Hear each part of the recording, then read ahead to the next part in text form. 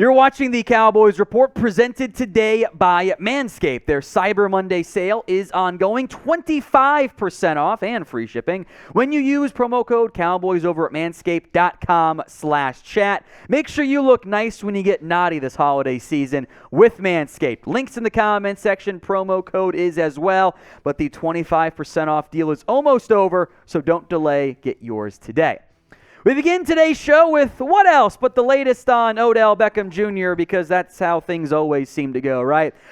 The weird update on Sunday, you might have seen, I'll call it the precursor of Odell Beckham being very upset on Twitter, lashing out to nobody in particular.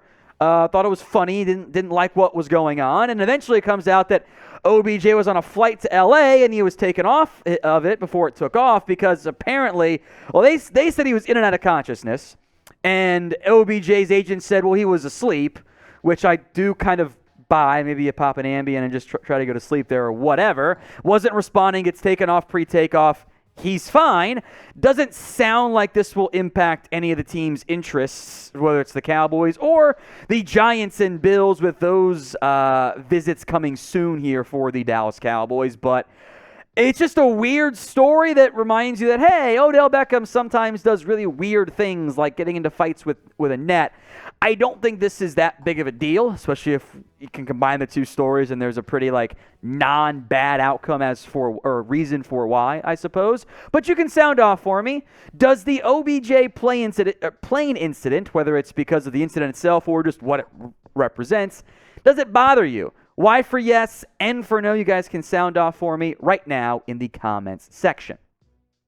Now, Adam Schefter yesterday spoke with one executive. I think the key part here is team linked to Odell Beckham is the big part there in terms of the key phrase. That a team that's in the mix for Odell Beckham thinks this. It sounds like it will be Dallas. If you're in Vegas, you're the 2-1 favorite is the Cowboys, and everyone else is 5 or 6-1. Now, the Cowboys will not get the first visit with Odell Beckham. That's not the path here. He's going to begin his visits with the New York Giants December 1st / December 2nd. There might be a bit of a sleepover going on here.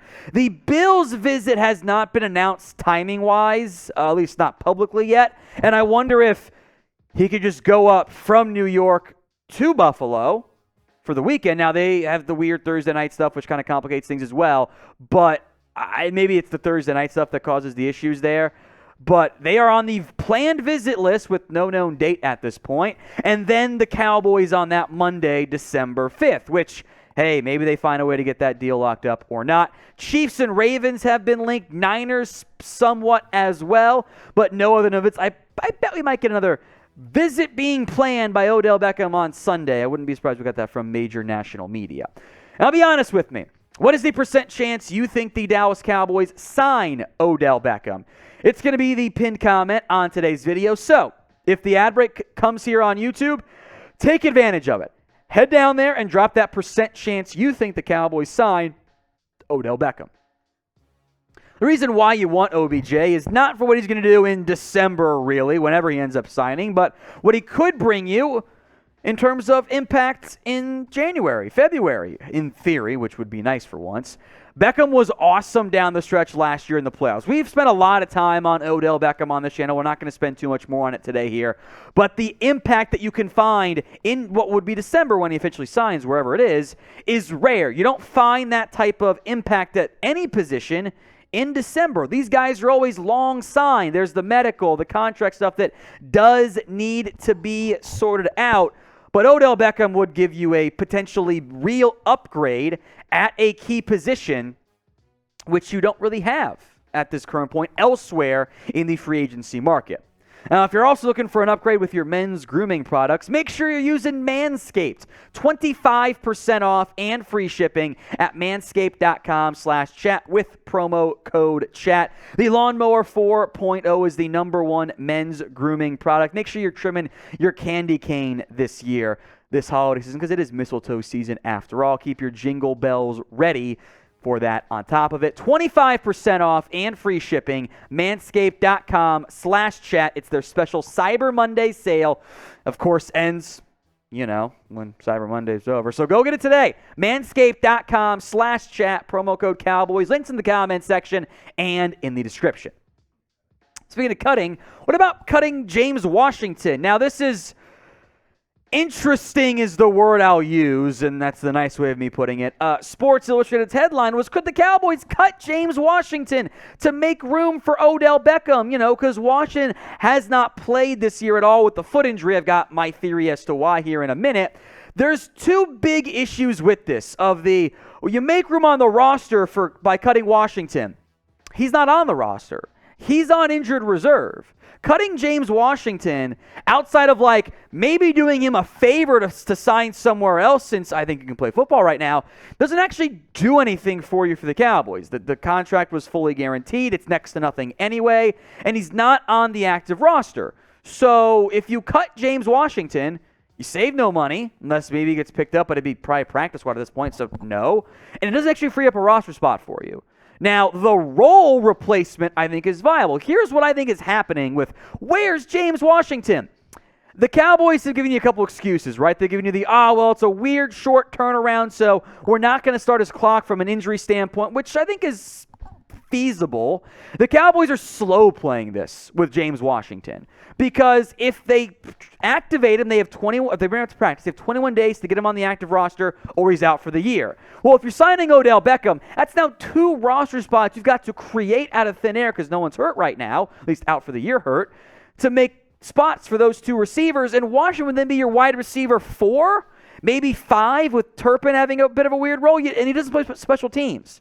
There's not any value for that guy in December. So it's a slow play. If the Cowboys sign Odell Beckham Jr., I doubt we see James Washington play this year. If they don't sign Odell Beckham, I bet they start the window to get Washington, back and activated. So pick a receiver. You can only have one, and you still have to pay Odell Beckham whatever he's going to command. OBJ for Odell Beckham Jr. or JW for James Washington. Sound off for me in the comment section. If Beckham comes in, he's probably receiver 3 over Noah Brown. If Washington comes in, is he better than Noah Brown? I kind of don't think so. He's better than Tolbert, but that's a low bar to clear right now, because Tolbert's not contributing in any positive fashion right now. Turpin offers you some gadget package stuff, but James Washington has never been the savior for this wide receiving core. Why would he be? He hasn't done anything the past 2 years. He offers the occasional big play vertical threat. The Washington role was supposed to be the Michael Gallup role while Gallup was injured, and then Washington missed that entire time. Now, you could use him as extra depth because, God forbid Lamb goes down, you're in trouble, or Gallup goes down, you're in trouble at receiver. You can use him as depth, but he's kind of the break in case of emergency option right now at wide receiver. They made the calls about Brandon Cooks, about Jerry Jeudy, etc. Now they're looking more at Odell Beckham. If they miss on all those guys, then you break the glass and you give Washington a chance to see if he can make some help or make an impact for you this year.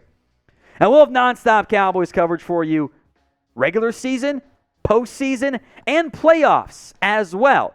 100% free when you subscribe. Hit that button, whether it's the red one on the older version of YouTube or the black and white one as they begin to make some changes in your app. Hit that subscribe button for free right now.